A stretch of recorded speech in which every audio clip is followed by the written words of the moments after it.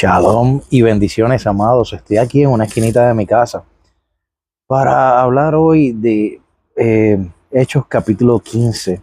Y esto me subió al corazón y hoy le enseñaba a mi familia acerca de esta escritura tan hermosa que tenemos en Hechos capítulo 15. Es un relato, pero hay que darle su contexto y entender qué es lo que está pasando para entender lo que está pasando aquí.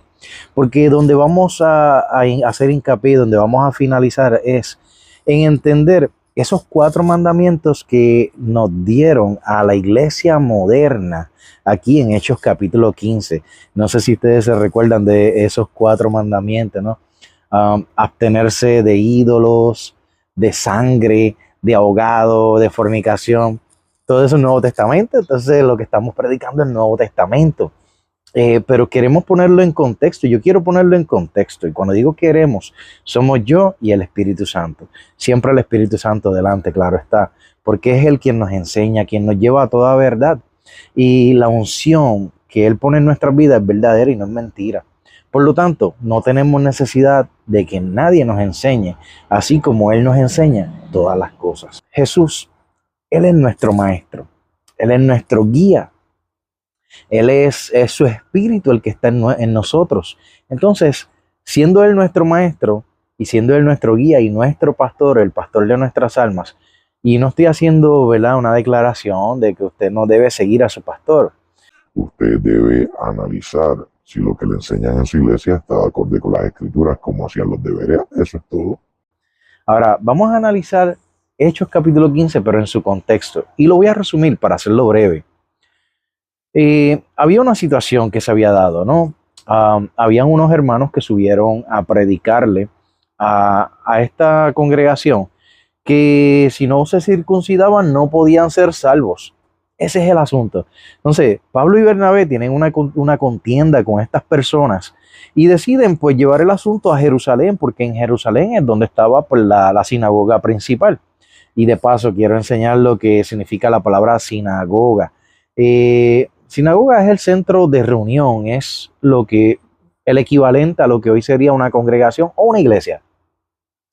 Claro está, en términos modernos nosotros tendemos a tener la sinagoga pues como un centro judío, pero debemos entender que nuestra fe en el Mesías, Jesús, Yeshua, se desarrolló a través de la fe judía. Y nosotros tenemos mucho en común con los judíos y eso es parte de lo que queremos hacer ver aquí, ¿verdad? Ahora, subiendo a Jerusalén, pasaron varias cosas, ¿no? Se reunieron allá con los líderes que eran Pedro, allá estaba Jacobo, estaba Juan, estaba Santiago, en el hebreo se llamaba Jacob, ¿no? Pero, ok. Y se reunieron los apóstoles, dice el versículo 6, se reunieron los apóstoles y los ancianos para conocer de este asunto. Y después de mucha discusión, Pedro se levantó. Así que se para Pedro, el ungido, el que siempre, ¿verdad?, lleno del Espíritu, decide, oye, yo voy a hablar, yo voy a decir algo aquí. Y él se levanta y él dice, varones hermanos, ustedes saben como ya hace algún tiempo que Dios escogió que los gentiles oyesen por mi boca la palabra del evangelio y creyesen. Ahora, vamos a tratar de entender de qué Pedro, de qué Pedro está hablando. Pedro está hablando de lo que sucedió en Hechos capítulo 10. En Hechos capítulo 10, él tiene una visión de un lienzo y él la ve 3 veces. Inmediatamente después de que él ve esa visión de un lienzo lleno de animales de toda clase que dicen, Pedro, mata y come. No se trata de alimentos, hermano. Se trata de los gentiles.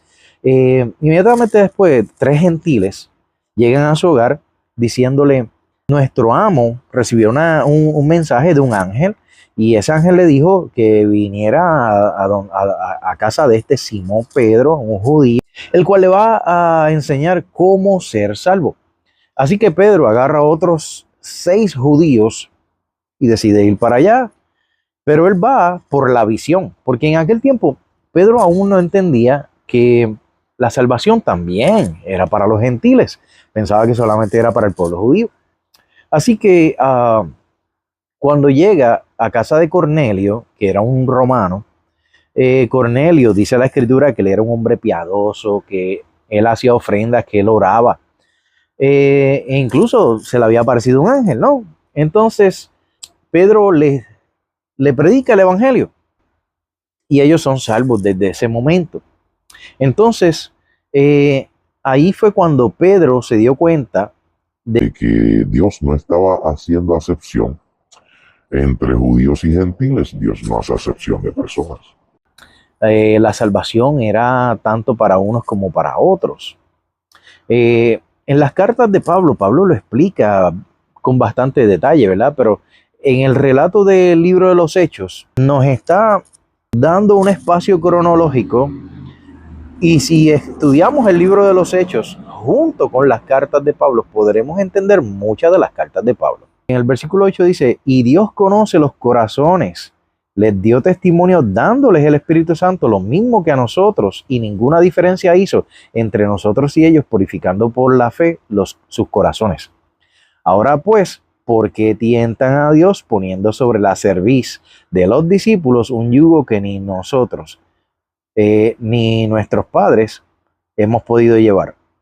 Antes creemos que por la gracia del Señor Jesucristo seremos salvos de igual modo que ellos. Hasta aquí, todo bien, todo genial, somos salvos por la fe, muy bien. Eso es una verdad, eso es una realidad. Pero a veces fallamos en definir con exactitud lo que es la fe. Tendemos a ir a esa definición que está en la Biblia, ¿verdad? Por parte de Pablo, que nos dice, ¿no?, la convicción de lo que no se ve, la certeza de lo que se espera. Y ahí lo dejamos. Y no vamos un poco más profundo para ver que la fe es fidelidad. ¿Fidelidad a quién? Al Creador. Confianza. ¿Confianza en qué? En su Mesías. La palabra hebrea para fe es emuná. Y ya que nuestro Mesías es hebreo, por lo menos en la carne, ¿no? En la carne, él es hebreo. Pues entendemos que esa fidelidad, esa palabra la podemos entender mejor a través del contexto del lenguaje y la cultura de ese tiempo. El relato continúa indicándonos ciertas cosas que son bien importantes. Aquí dice en el verso 12, entonces toda la multitud cayó y oyeron a Bernabé y a Pablo que contaban cuán grandes señales y maravillas había hecho Dios por medio de ellos entre los gentiles. Pablo y Bernabé contando, oye, mira todos los milagros, las sanidades, las muestras de poder, todo esto. Genial, fantástico. Pero la historia no queda ahí. Dice que cuando ellos callaron, Jacobo respondió diciendo, varones hermanos, óiganme. Simón, o sea, Pedro, ha contado cómo Dios visitó por primera vez a los gentiles para tomar de ellos pueblos para su nombre. Y con esto concuerdan las palabras de los profetas como está escrito. Así que Jacobo empieza a citar escritura. Y él cita varias escrituras. Una de ellas dice, después de esto volveré y reedificaré el tabernáculo de David, que está caído, y repararé sus ruinas y lo volveré a levantar para que el resto de los hombres busque al Señor y todos los gentiles sobre los cuales es invocado mi nombre. Dice el Señor que hace conocer todo esto desde tiempos antiguos. Así que desde tiempos antiguos, los judíos, una cosa que no entendían es que los gentiles también iban a tener acceso a la salvación por medio de nuestro Señor Yeshua HaMashiach, Jesús, el Mesías de Israel. Volviendo al contexto, unos hermanos del grupo de los fariseos, como ellos tenían un entendimiento diferente, ellos habían creído en Jesús, pero ¿qué pasa? Todavía estaban aferrados a tradiciones, costumbres, lo que se le llamaba la ley oral. Entonces, estas leyes orales son las tradiciones de hombres que Jesús mismo critica en Marcos capítulo 7, diciendo, ustedes ponen por delante las tradiciones humanas, las leyes de hombres inventadas por ustedes, ignorando el mandamiento de Dios. Entonces, Jesús no está disminuyendo el mandamiento, así como en Mateo capítulo 5 tampoco está quitando mandamientos. Al contrario, él está explicando y dándole el valor a los mandamientos ya existentes. Aquí, en Hechos capítulo 15, sucede lo siguiente. A la iglesia moderna se le prescriben 4 mandamientos. Pero esos 4 mandamientos, ¿sabías tú? Que están en el Antiguo Testamento y saben de qué parte del Antiguo Testamento fueron extraídos. Continúa la lectura y dice, verso 19, por lo cual yo juzgo que no se inquiete a los gentiles que se convierten a Dios, sino que se les escriba que se aparten de las contaminaciones de los ídolos, de fornicación, de ahogado y de sangre.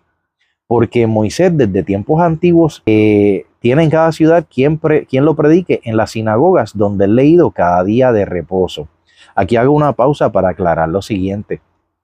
En el verso 21 dice, Moisés desde tiempos antiguos tiene en cada ciudad quien lo predique en las sinagogas, o sea, en las congregaciones. ¿Qué se predicaba en las congregaciones? La ley de Moisés. ¿Qué se predicaba en las congregaciones? La ley de Moisés. Repite conmigo, ley de Moisés. Y decía, ¿dónde es leído? Cada día de reposo. ¿Cuándo? ¿Cada día de qué? De reposo. ¿Por qué? Porque la iglesia siempre se ha reunido en día de reposo. El día de reposo nunca fue abolido. El día de reposo es una bendición. Y está esperando allí a que tú tomes ese reposo, a que tú tomes ese mandamiento, que tú te hagas humilde, obediente ante tu Creador, para que ese mandamiento sea una bendición para ti en tu vida. Acuérdate. No es el mandamiento en sí el que te va a salvar, es la obediencia a tu Dios la que va a caracterizarte como alguien que realmente es salvo, o es tu desobediencia la que te va a caracterizar como alguien que, aunque profeses al Mesías, realmente no le perteneces porque no lo conoces. Continúo con la lectura. Nos quedamos en el verso 22 donde dice, entonces pareció bien a los apóstoles y a los ancianos con toda la iglesia elegir entre ellos varones y enviarlos a Antioquía con Pablo y Bernabé, a Judas, que tenía por sobrenombre Barsabás, y a Silas, varones principales entre los hermanos, y escribir por conducto de ellos los apóstoles y los ancianos y los hermanos a los hermanos de entre los gentiles que están en Antioquía, en Siria y en Cilicia. Shalom, por cuanto hemos oído que algunos que han salido de nosotros, a los cuales no dimos orden, os han inquietado con palabras, perturbando vuestras almas, mandando circuncidaros y guardar la ley, o sea, guardar la tradición oral. Nos ha parecido bien, habiendo llegado a un acuerdo, elegir varones y enviarlos a vosotros con nuestros amados Bernabé y Pablo, hombres que han expuesto su vida por el nombre de nuestro Señor Jesucristo. Así que enviamos a Judas y a Silas, los cuales también de palabra os sabrán saber lo mismo.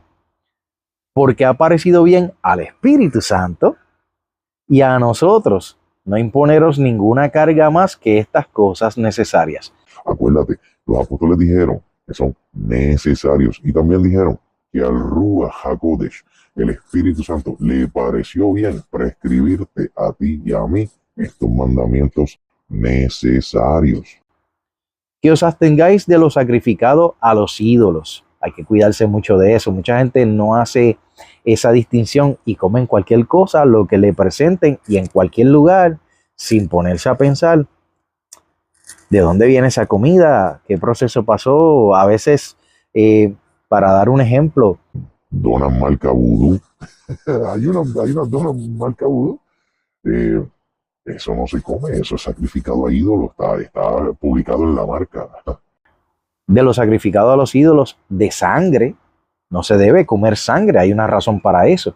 De ahogado o de animales estrangulados o animales que han sido devorados por fieras. Y de fornicación, de las cuales cosas, si os guardáis, bien haréis. Pásenlo bien. Así dice, pasadlo bien. Entonces, ¿de dónde salen estos 4 mandamientos? ¿Usted cree que Jacobo se los inventó? ¿Que Pablo, que Bernabé, que Silas, que Pedro se los inventaron? No, eso está en el Viejo Testamento. Te están prescribiendo mandamientos del Viejo Testamento, mi hermano. ¿Por qué? Porque la ley de Dios es eterna. Esto no son tradiciones de hombre, esto no son filosofías humanas, esto no son huecas sutilezas, esto es palabra de Dios, esta es la ley de Dios. Así que ve a Levíticos capítulo 17 y capítulo 18 y ahí vas a encontrar estos 4 mandamientos desglosados. Todo lo que tiene que ver con la fornicación, tanto física y espiritual, en el capítulo 18. Y en el capítulo 17, todo lo que tiene que ver con los animales despedazados, estrangulados, ahogados, ese tipo de cosas. Y también con el consumo de sangre. También con la contaminación acerca de los ídolos. Inclusive nos habla en el capítulo 18 acerca de los sacrificios a Moloch. Señor, reprenda. Shalom, hermano. Que esto te sirva de grande lección el día de hoy. Te amo mucho. Este es tu hermano Sammy Meredith para Eclesia, dando al blanco. Shalom, shalom.